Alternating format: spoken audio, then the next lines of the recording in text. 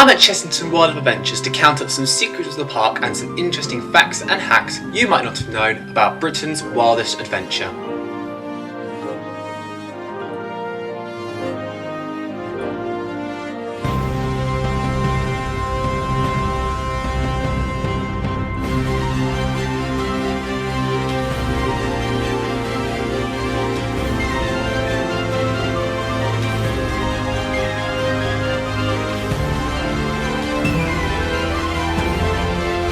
Everyone knows where the vampire entrance is, but did you know that this was the original entrance to the vampire, and what makes it the fast track queue now was the original queue to the vampire back when it opened in 1990.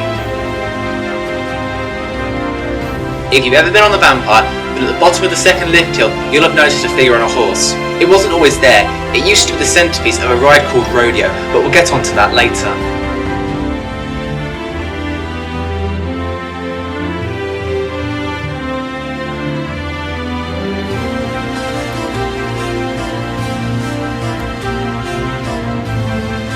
A lot of people know of this shortcut, but it isn't just a shortcut. This is where Vampire Haunting in the Hollows and its predecessors were set up during Halloween, and before that, Halloween Hocus Pocus. Also, something worth noting is that all the gravestones have names on them from the park history, including Dennis the Menace,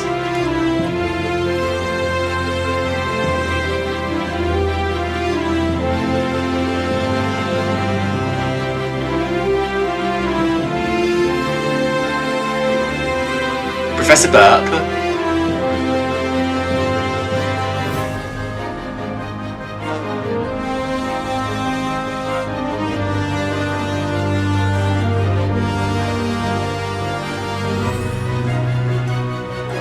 and Victoria, who has played a key part in a number of the vampire scare mazes over the years.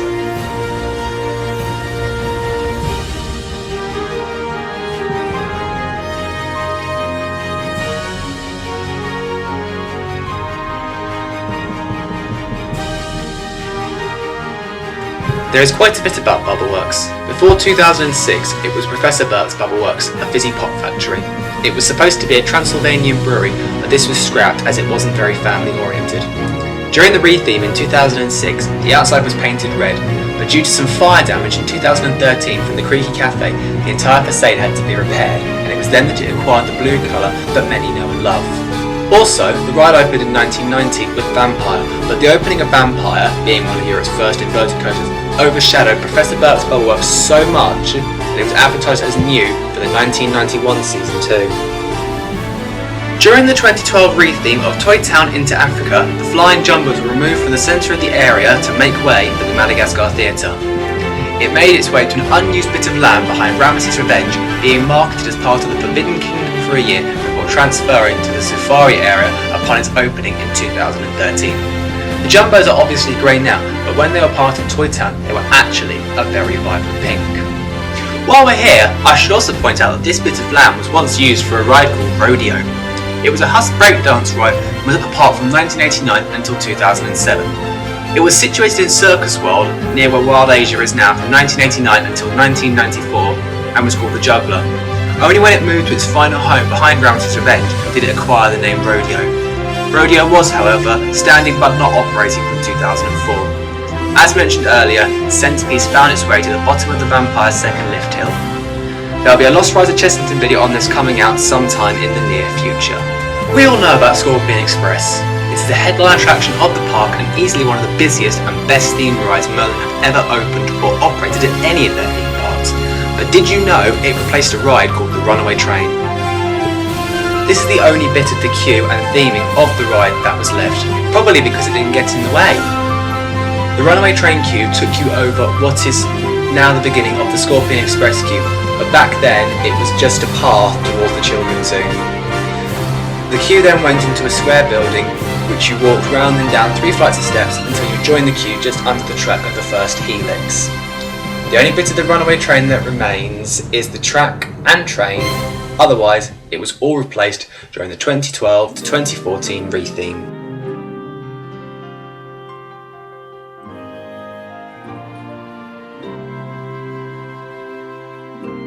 Ramesses Revenge is one of Chessington's longest serving rides. However, after the incident in 2013 it had a lot of work done. What I'm showing you now is actually the original queue line that used to go up and around through the Forbidden Kingdom. There was a bridge over, and where the Madagascar photo booth is now was the original entrance. The new attraction for 2016. This is fairly recent, and some people might know this, but I still think it's worth noting. The reindeers used to be here until they were moved to make way for the show. The Smokehouse BBQ has seen significant promotional work this year, as it is quite a new type of restaurant, and I believe will be rolled out across all of the Merlin theme parks. However, it's had a rather long history. Before the Smokehouse Barbecue, most people will know it was the Adventurous Chicken Shack, but long before that, it was called the Greedy Goblin, and actually, it was one of my favourite restaurants Chessington had ever had. The Black Buccaneer, or Smuggler's Galleon as it was once known, has been at the park since 1988, but have you ever wondered why it's so low down compared to Market Square? Chessington World of Adventures is situated in a green belt, and has to abide by strict rules about building. One of these rules is no structure can go higher than tree height. Hence why the Black Buccaneer was built in a pit, but it's not the only example. Ramesses Revenge is also built in a pit for this reason, as is Rattlesnake. Most people who hadn't come to Chessington pre-2010 might not have known about this, but there was once a path that led from here, Land of the Dragons, to the Forbidden Kingdom.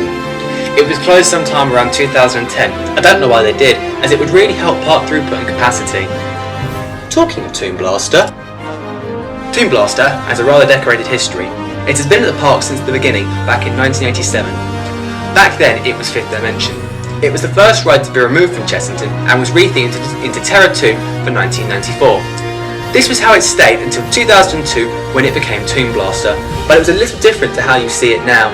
That's down to the 2015-2016 refresh that replaced the gun system and saw a massive repaint and repair of the ride. The new paint and theming is good, but the guns, not so much.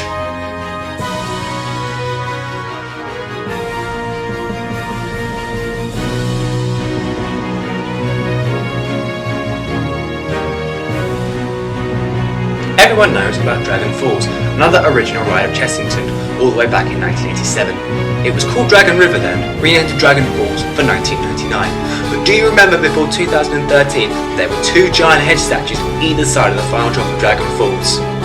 They were meant to resemble Angkor Wat. They were removed in anticipation of new scenery for 2014, but this of course never happened.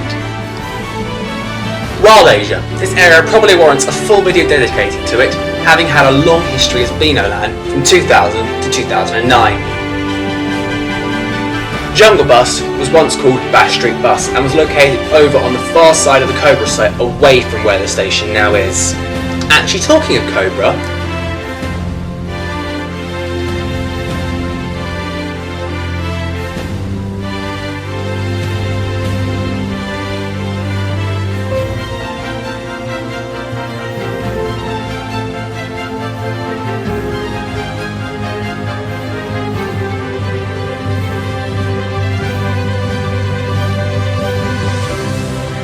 Cobra was one of two new attractions to this area, the other being Lorikeet Lagoon upon its 2010 opening. However, when it was Beano Land and Tuk Tuk Turmoil was Roger the Dodger's Dodgems, the site of Cobra was used for Roger the Dodger's Dodgems.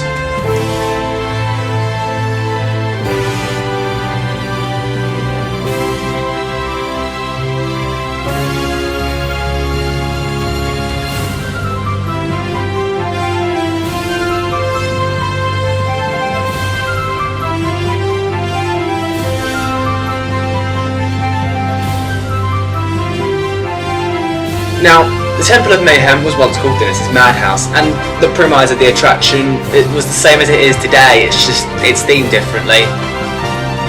The Monkey Swinger was once known as Billy's Whizzer, and along with the Temple of Mayhem, didn't move during the retheme.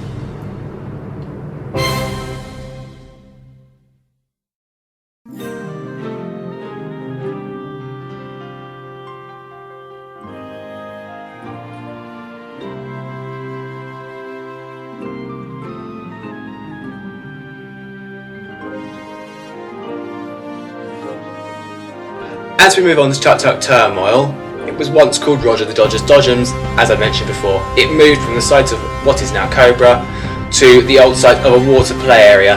You can see the old painter Roger the Dodger's dodgems on some of the queue line fencing.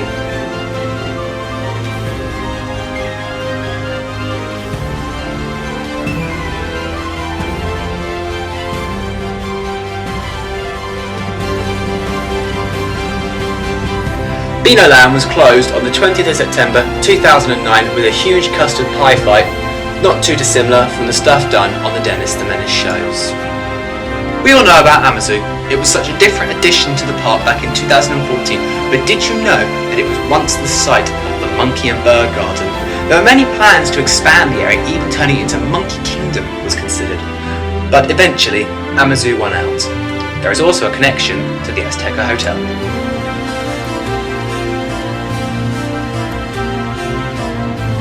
Not really about the park completely, but a handy hack to know is that Chessington South Station is only a 10-minute walk from the park.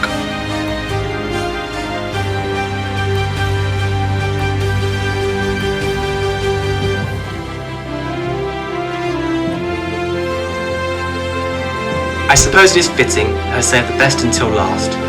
The original ride at Chessington, and my first ever ride too. It gave 29 years of service, and Chessington did everything they could to keep it running, but it was just too old. Giving such lovely views of the park and the zoo, I don't think there will ever be a ride as iconic as Safari Skyway.